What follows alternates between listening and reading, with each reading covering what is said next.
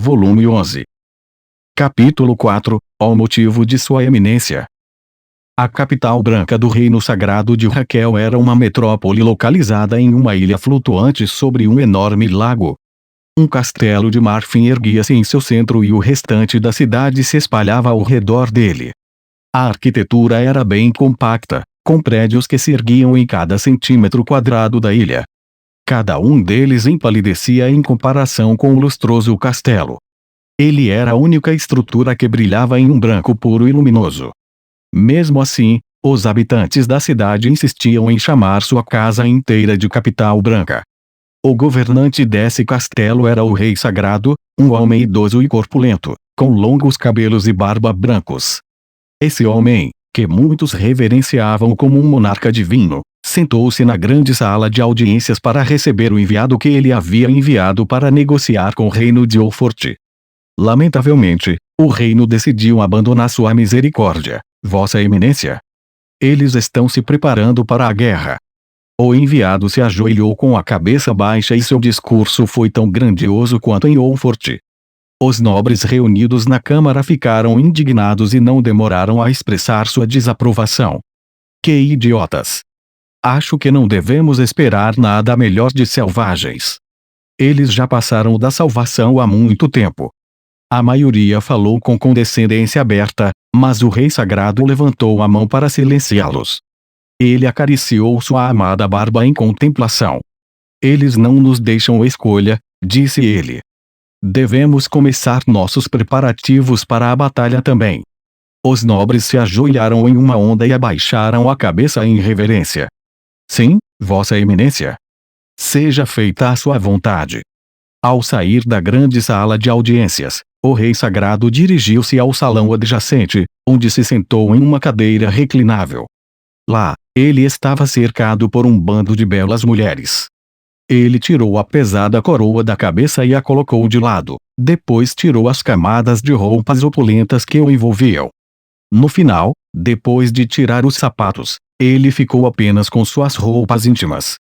As mulheres que o acompanhavam levavam frutas e uma variedade de bebidas para o rei. No momento em que ele abriu a boca, uma das mulheres colocou um pedaço de fruta recém-descascada entre seus lábios. Enquanto mastigava, o rei deu uma olhada para o primeiro-ministro, que havia entrado momentos depois dele. E então? Quais são as notícias sobre o inimigo? Perguntou o rei. Por inimigo, ele obviamente se referia ao reino de Oforte.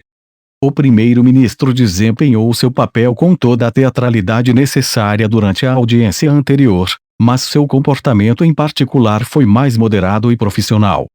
A princesa desonesta de Leopard, ou melhor, a rainha Milene, como é conhecida atualmente, achou por bem levar sua filha com ela para as terras dos Frasers. Ela fez com que Cavaleiro Canalha e seus 2 dirigíveis a escoltassem. O rei não parecia particularmente em pânico com esse acontecimento. De fato, ele sorriu. Então ela pretende enviar o Cavaleiro Canalha para fazer o trabalho sujo de nos destruir? A rainha Milene não tolerará tal manobra, respondeu o primeiro-ministro com um sorriso apertado. Ela seria uma oponente muito menos formidável se tivesse um temperamento curto o suficiente para agir de forma tão imprudente, mas, infelizmente... O rei bufou. Roland também é um chato, aquele excêntrico. Mas aquela bruxa ardilosa não é menos um espinho em nosso lado. O primeiro-ministro torceu o nariz, compartilhando o desgosto do rei.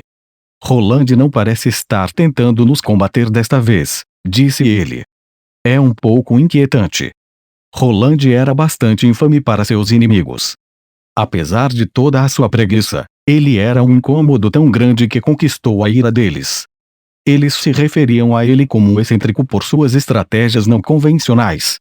Mas, apesar da ameaça que ele representava, o Rei Sagrado e seu primeiro-ministro estavam mais interessados em Leon, o Cavaleiro Canalha. E o que o Cavaleiro Canalha está fazendo agora que está no território dos Fraser? Perguntou o rei. De acordo com nossos espiões, ele está aguardando, de acordo com as ordens da rainha, disse o primeiro-ministro. Parece que os rumores de sua fixação por ela são verdadeiros. A notícia do relacionamento de Leon com a rainha havia se espalhado até mesmo para Raquel. No entanto, o santo rei achava difícil entender isso. Estou realmente chocado com o fato de um homem poder achar aquela bruxa atraente, disse ele. O primeiro-ministro acenou com a cabeça em concordância. De fato, nenhum deles jamais havia considerado Milene como um objeto de atração. Não, no que lhes dizia respeito, ela não passava de uma amarga inimiga e a ruína de sua existência. Vossa Eminência, disse o primeiro-ministro, devemos continuar a reunir nossas forças armadas na capital branca, conforme planejado anteriormente. Sim. Nossas nações aliadas da Concordata de Defesa Armada enviaram emissários para solicitar nossa participação nas batalhas que estão por vir, bem como reforços para seus próprios ataques. O que devemos dizer a eles? O rei estreitou os olhos. Dê desculpas e se recuse a conceder-lhes uma audiência. Somos abençoados por termos bons motivos para fazer isso, já que Cavaleiro Canalha está à espreita em nossa fronteira. Diga a eles que precisamos de todos os nossos recursos para mantê-lo no lugar. O reino sagrado de Raquel fez uma impressionante declaração de guerra diante dos emissários de seus aliados, mas, na verdade, eles não tinham a intenção de fazer nenhuma invasão. Em vez disso, eles estavam concentrados em reforçar suas defesas e planejavam lidar com Leon em seus próprios termos. Fico aliviado em ouvi-lo dizer isso. O primeiro-ministro soltou um longo suspiro que estava segurando. Afinal de contas, ainda não temos os meios para dispensar o Cavaleiro Canalha. O rei teve um ataque de riso. Ele se balançou para frente em sua poltrona reclinável, curvando-se. Por mais desonesta que essa bruxa seja, ela não seria tão imprudente a ponto de nos invadir. Se o fizesse, forçaria o Império a reagir, e eles são uma ameaça muito mais terrível do que qualquer outra que possamos reunir. Embora Olfort e Raquel fossem consideradas nações importantes, o Império da Magia Sagrada de Vordenoite era menor que as duas. Milene não era tão estúpida a ponto de dar a eles um pretexto para entrar na guerra. Pelo menos, era nisso que o Rei Sagrado e seu primeiro-ministro acreditavam. Eles estavam confiantes de que Milene era inteligente demais para correr tais riscos. O primeiro-ministro sorriu. Nem mesmo o Cavaleiro Canalha pode enfrentar o mundo inteiro, por mais poderoso que ele seja. Se o Império fizesse sua jogada, todos os seus locais vassalos se alinhariam atrás dele. Inúmeras outras nações seriam arrastadas em seu rastro, pois consideravam perigoso demais deixar um item perdido tão poderoso sob o controle de Olfort. Ainda assim, uma ruga de preocupação enrugou a testa do primeiro-ministro. Imagine se ele de fato tivesse o poder de fazer de todos nós inimigos. Ele seria uma força imparável. O que ouvimos sobre seu poder já desafia a imaginação. O Rei Sagrado acenou com a cabeça. Ele compartilhava da cautela de seu primeiro-ministro, embora não estivesse tão ansioso. Se o homem realmente tivesse o poder de conquistar o mundo, ele já o teria feito. Essa é a maneira de agir da humanidade. Como ele não o fez, isso significa que, por qualquer motivo, ele não pode. Ainda mais se levarmos em conta sua juventude. Se você der a uma criança um poder além do seu controle, o que ela vai querer fazer com ele? Exibi-lo para todos. O primeiro-ministro acariciou seu queixo. Sim, esse padrão geralmente aparece nos contos de fadas. Alguém põe as mãos em um item perdido, leva as coisas longe demais e acaba infeliz. Não precisamos terminar essa guerra como o claro vencedor, lembrou-lhe o Rei Sagrado. Se o Cavaleiro Canalha se mostrar ainda mais capaz do que já acreditamos que ele seja, isso só fará com que outras nações se juntem a nós. Com o poder delas, teremos ainda mais oportunidades de subjugar Olfort e seu herói. Uma estratégia sólida. Para começar, Olfort importa suas pedras mágicas. Ouvi dizer que eles já estão sofrendo, pois não conseguem comprar o recurso da República Alzer. O rei se recostou em sua poltrona mais uma vez. E é por isso que não precisamos nem levantar um dedo. Deixemos os dados caírem onde quiserem, Nosso curso de ação mais sensato ainda é evitar o confronto direto com o cavaleiro canalha. Se, nesse meio tempo, o Império decidir agir contra Olfort, melhor. Eles também parecem desconfiar dele, compartilhou o primeiro-ministro com um sorriso. Pelo que os enviados me disseram, eles já estão interessados nessa guerra. O cavaleiro canalha se tornou muito proeminente. Graças a ele, tudo está indo de acordo com o nosso plano. O rei fechou os olhos. Sim, suas ações garantiram nossa vitória, mesmo que nunca disparemos um único tiro.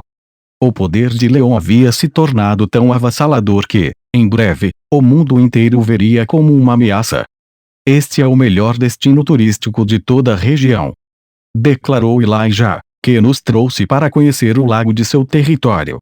O lago era cercado por grades de proteção em todos os lados. Marie se agarrou a elas e se inclinou para frente, apreciando a vista.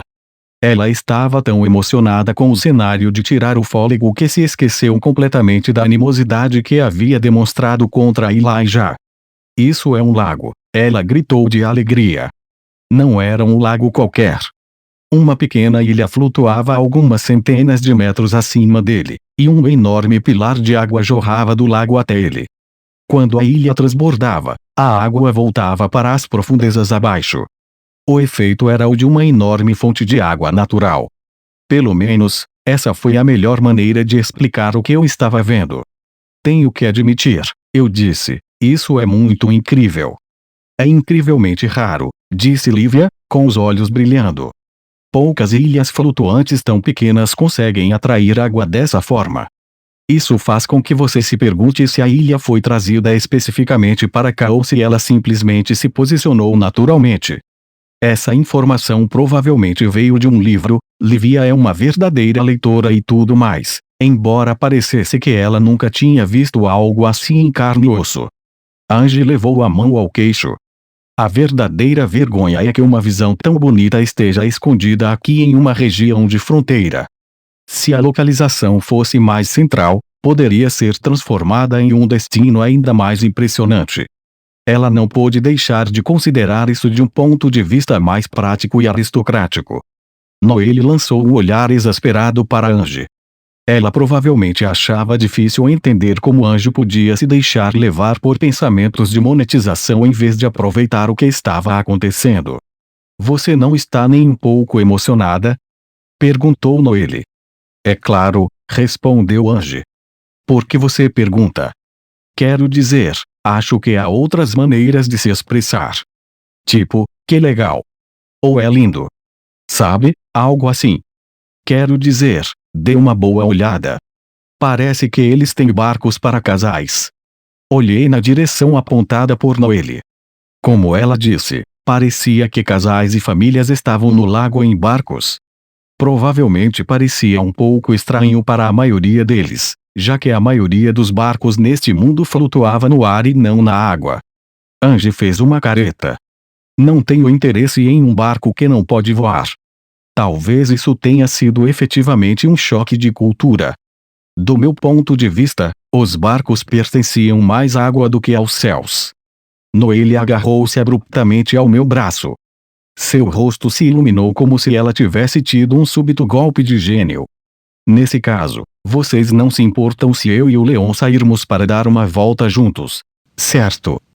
Você vai comigo, não vai, Leon? Claro, eu disse sem perder o ritmo. As outras duas meninas ficaram atônitas. Noelle, entre na fila, repreendeu Angie. Não tente nos superar desse jeito. Lívia assentiu com firmeza. Exatamente. Isso não é jogar limpo, senhorita Noelle. Marie olhou para o pier onde estavam alugando barcos. Leon e Noelle já haviam embarcado juntos em um deles e, mesmo à distância, suas brincadeiras ecoavam. Um pouco despreocupada, se você quer saber, disse Marie. Ela se apoiou na grade de proteção enquanto os observava, suspirando. Erica se aproximou dela por trás. O tio está se tornando muito mais ousado. Erica. Marie arfou de surpresa. Ela examinou os arredores. E onde está aquele pirralho do Elijah? Erica passou a mão pelo cabelo, colocando alguns fios soltos atrás da orelha. Eu queria falar com a senhora, mãe, por isso mandei dar um pequeno recado. Uma missão? Ele ainda é o herdeiro de um marquês, lembra? Tem certeza de que está tudo bem? Por mais que Marie criticasse Elijah, ela ainda entendia o significado de seu status. Sua posição o colocava no mesmo nível da brigada idiota dela, ou no nível em que eles estariam, se suas famílias não os tivessem deserdado. Sua presença gentil e despretensiosa tornava fácil esquecer que ele era um nobre descendente. Erika deu uma risadinha. Claro que sim. Eu sou sua princesa. Se certo, acho que você tem razão. O fato de ser uma princesa significava que, mesmo que Erika fizesse com que Elijah a servisse de mão e pé, as pessoas ririam e ignorariam o fato. Isso era especialmente verdadeiro pelo fato de o relacionamento deles já ser bom. Se não fosse assim, poderia haver problemas. Sei que você e o tio estão tentando fazer o que acham que é melhor para mim. Erika.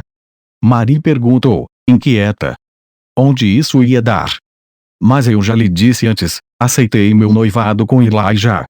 Eu realmente apreciaria se vocês dois não se intrometessem mais.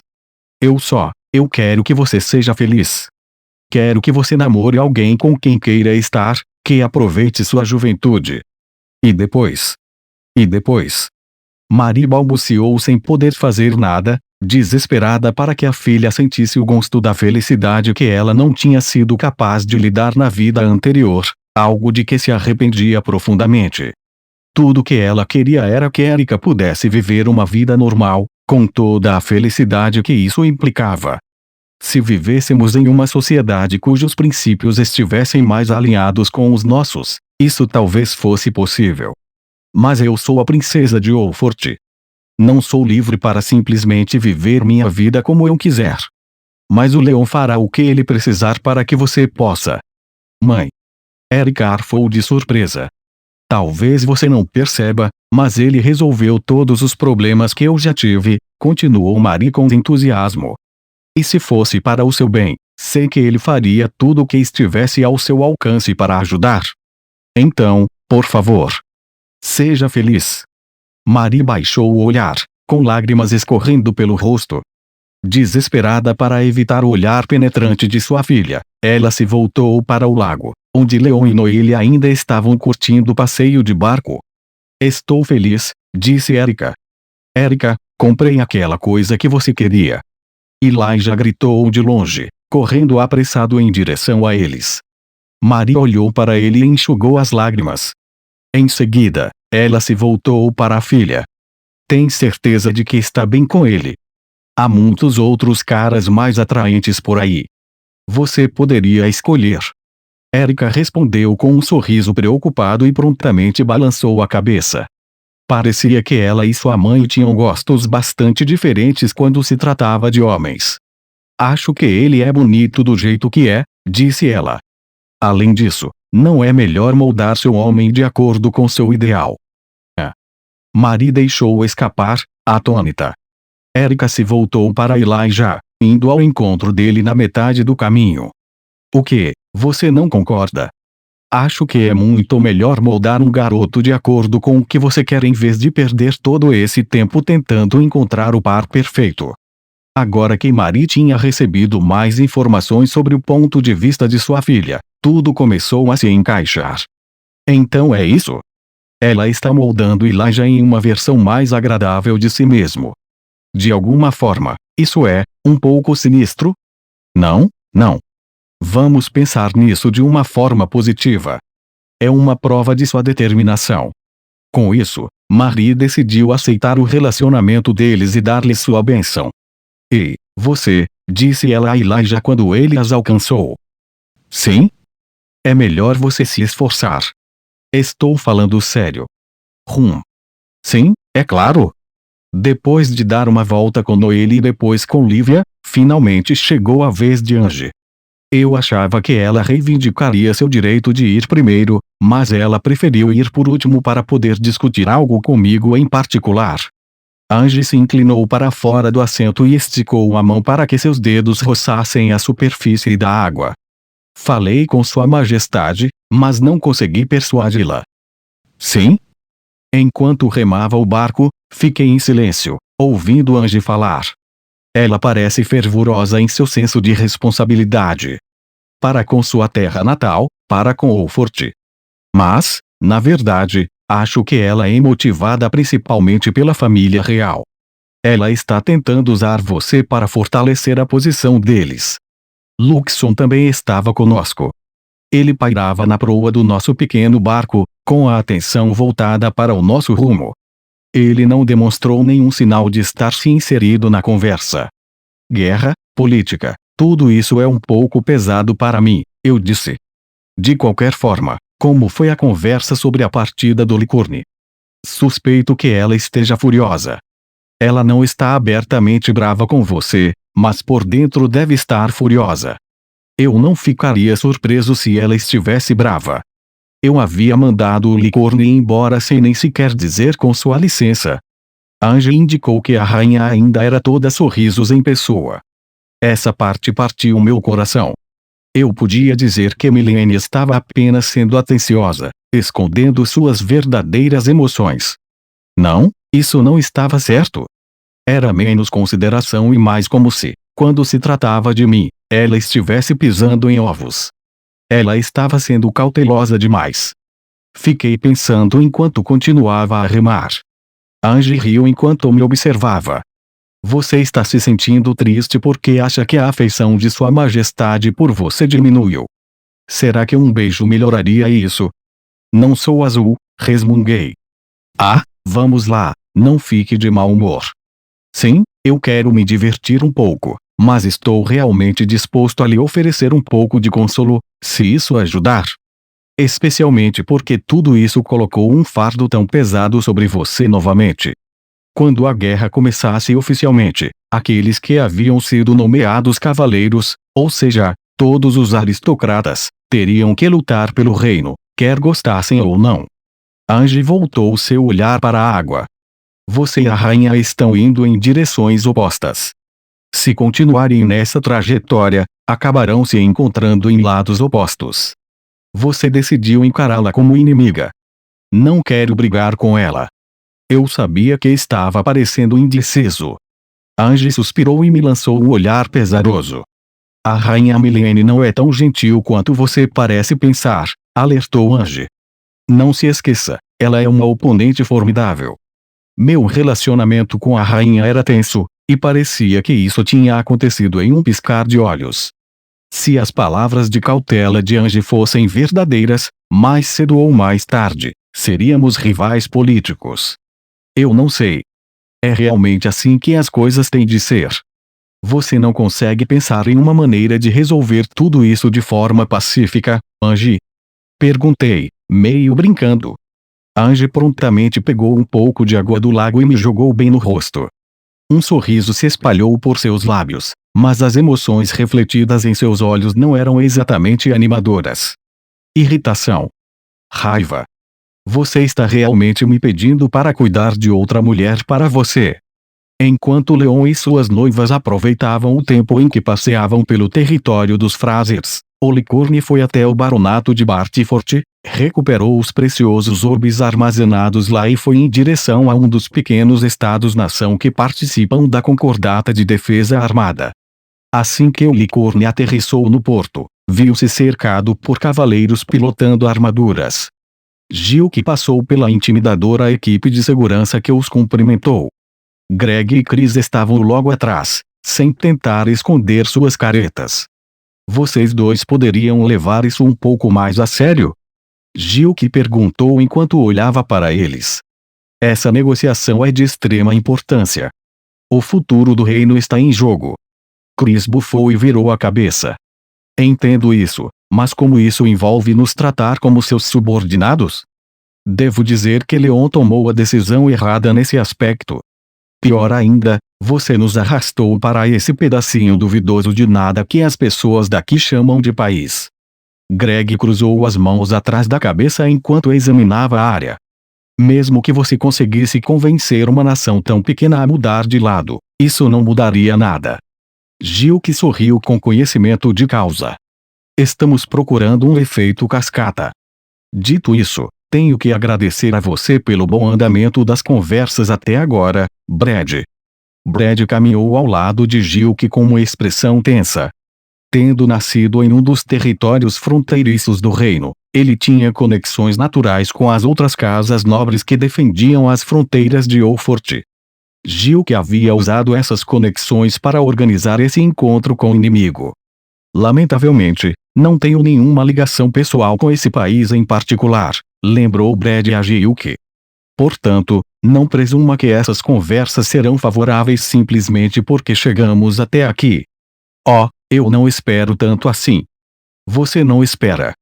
Brad esbravejou. Você diz isso como se não tivesse fé em mim. É irritante.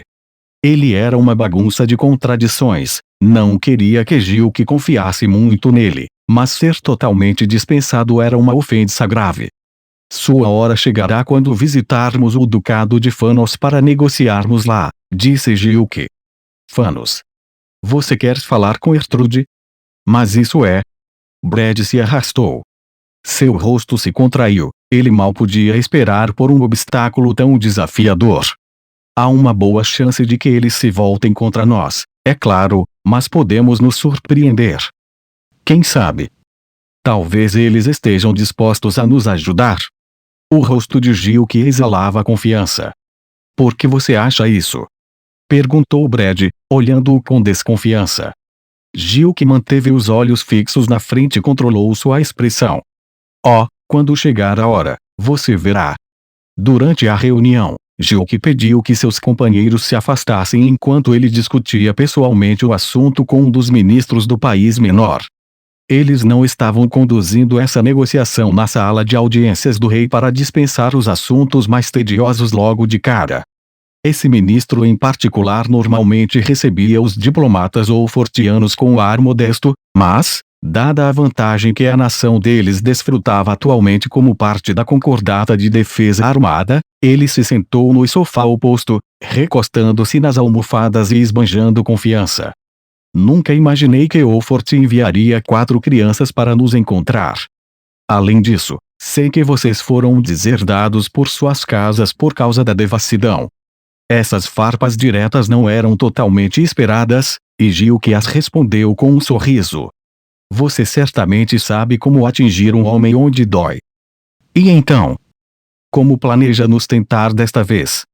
O último embaixador que tentou comprar nossa fidelidade ofereceu uma quantia exorbitante. Isso era exatamente o que Gilk havia previsto. Essa pequena nação havia recusado a oferta, pois planejava ganhar uma fortuna pilhando Oldfort quando a invadisse. Por mais exorbitante que fosse a oferta de Oldfort, ela seria uma ninharia se comparada ao que eles poderiam roubar.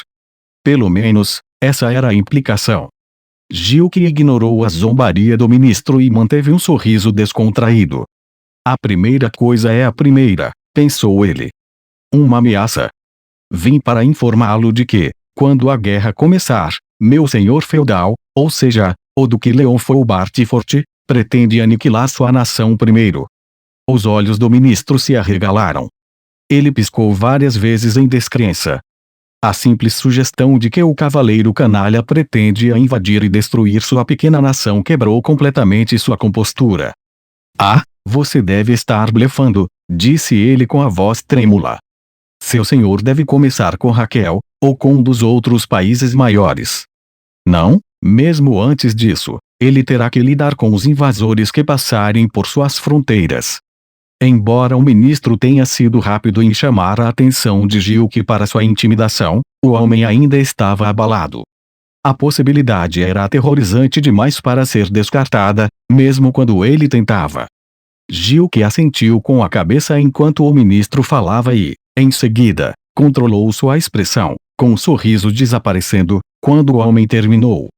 Meu senhor tem uma frase de estimação, que ele gosta de repetir.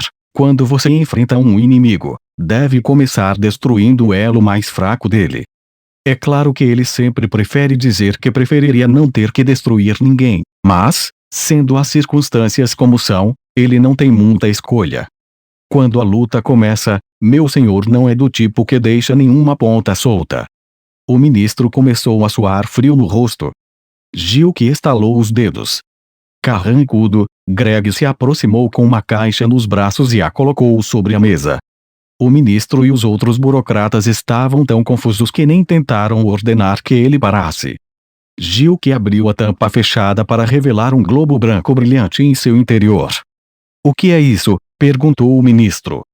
Os outros funcionários estavam igualmente confusos. "Esse é um orbe precioso, que meu senhor recuperou durante suas batalhas na República Alzer", explicou Gilk. "Você nunca ouviu falar deles. Eles possuem tanto poder mágico quanto uma dúzia de pedras mágicas. Se você reclamasse nunca teria de se preocupar com o déficit de energia." Seu objetivo era duplo: pintar um quadro da violência de Leon na República Alzer e, ao mesmo tempo, tentá-los com um prêmio promissor. Os olhares do ministro e de seus funcionários estavam uniformemente grudados no globo. "Então, esse é um daqueles orbes preciosos de que tanto ouvimos falar. Se você concordar em renunciar à concordata aqui e agora", continuou Gilk, "esse orbe é seu. Se recusar, estará convidando sua própria destruição, pois assim que a guerra começar, meu senhor levará seu dirigível direto para a sua porta." Os burocratas cerraram os lábios. O ministro, por sua vez, fechou os olhos e apertou a ponta do nariz. Depois de concluir com sucesso suas negociações com aquela nação, Gilk e seus companheiros voltaram para o Licorne.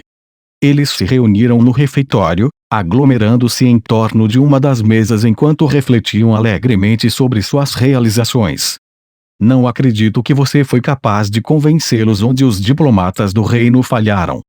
Chris balançou a cabeça. Ele estava genuinamente impressionado com as capacidades de persuasão de Gilk. "Isso porque chegamos no navio irmão do Einhorn e empregamos diretamente o nome de Leon", explicou Gilk com um sorriso satisfeito. "Nossos diplomatas não podem fazer referência ao duque de forma tão casual. Além disso, oferecemos aquele precioso orbe como suborno." Na mente de Gilk, o sucesso era um dado adquirido. Brad estreitou os olhos. "Você basicamente usou o nome dele para ameaçá-los, então é claro que eles cederão. Tirando isso, presumo que você planeja continuar assim? Distribuindo orbes preciosos para o resto de nossos inimigos. Por que eu faria uma coisa dessas?" Gilk inclinou a cabeça, com as sobrancelhas franzidas. "Esses orbes são um recurso precioso. Então, como vamos colocar a concordata de defesa armada de joelhos?" Gilk soltou um suspiro longo e prolongado e levou a mão à testa, balançando a cabeça. "Não desperdiçando nossas fichas de negociação de forma tão imprudente. Só distribuiremos esses orbes para 3 países. Depois disso, só precisamos espalhar a notícia de que alguns países mudaram de lado, então os outros naturalmente seguirão o exemplo. Acho que você é o especialista quando se trata de coisas assim." Greg parecia perplexo enquanto coçava o pescoço. Tecnicamente, isso era um elogio, mas foi prejudicado pela expressão de irritação em seu rosto. Provavelmente não era um elogio de fato. No entanto, Gilk não deu importância a isso. "Oh, por favor, não precisa me lisonjear tanto", disse ele. "De qualquer forma, precisaremos visitar mais algumas nações antes de chegarmos a Casa Fanos." Brad acenou com a cabeça várias vezes. "Tudo bem. Vou informar a minha casa sobre nossos planos." Cleary observou com grande interesse enquanto os 4 homens se recostavam em seus assentos, aliviados com o fim da primeira negociação. Seu olhar penetrante pareceu perturbar Gilk, que se virou para olhar para ela. "Há algum problema, senhorita Cleary?" perguntou ele, sempre cavalheiro, o que era um tanto inútil quando se tratava de uma IA.